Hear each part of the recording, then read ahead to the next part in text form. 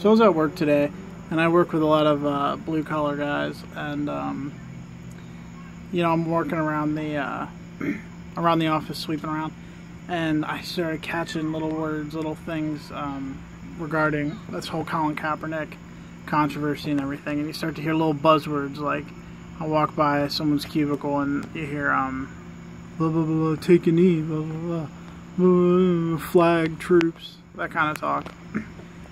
And so I started kind of spying a little bit, and these are all guys like 40s, 50s, maybe some of them in their all kinds of age, 20 to 40 or to 50, and they're all white guys, and like they say on the left that, you know, we're weak or we're timid or something, or we're snowflakey and cucky or whatever. But 100%, and I'm not just saying this to be ironic and like flip their own insult back on themselves, I heard some of the most snowflakey shit out of these guys. You would have thought someone came and like spit on their mother's grave and like took away their favorite holiday. I mean, they were getting all upset. They were so sad. Well, you know, why can't he respect our troops and these vets, and here's what I would do if I owned the team and all this. And like, what I'll never understand is why the hell grown-ass men care so much about what other people do. And like, you think about who these people idolize, like the 19th century farmers and like the John Wayne types and this.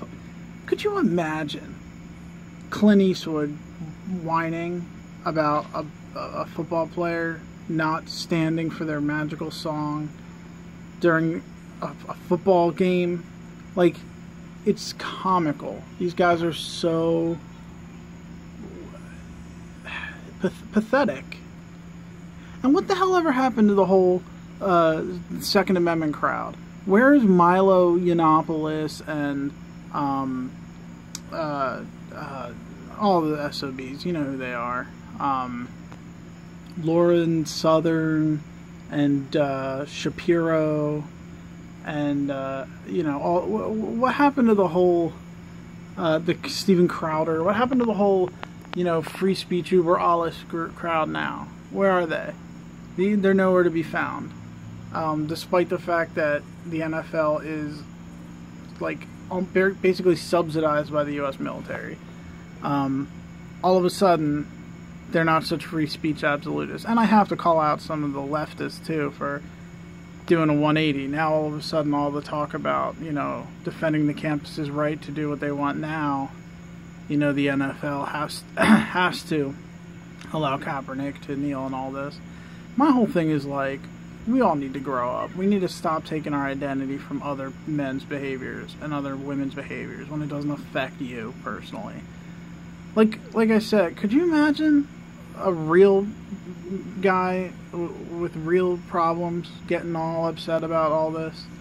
Like, just let him kneel. Who cares? Who cares? How does it affect your sense of patriotism or your identity if somebody else doesn't share in it?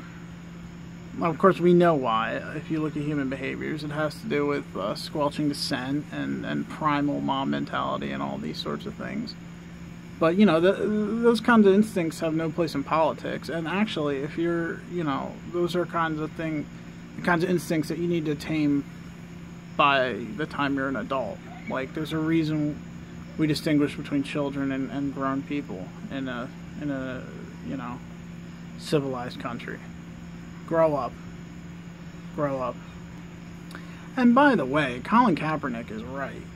I mean, what are black people supposed to do?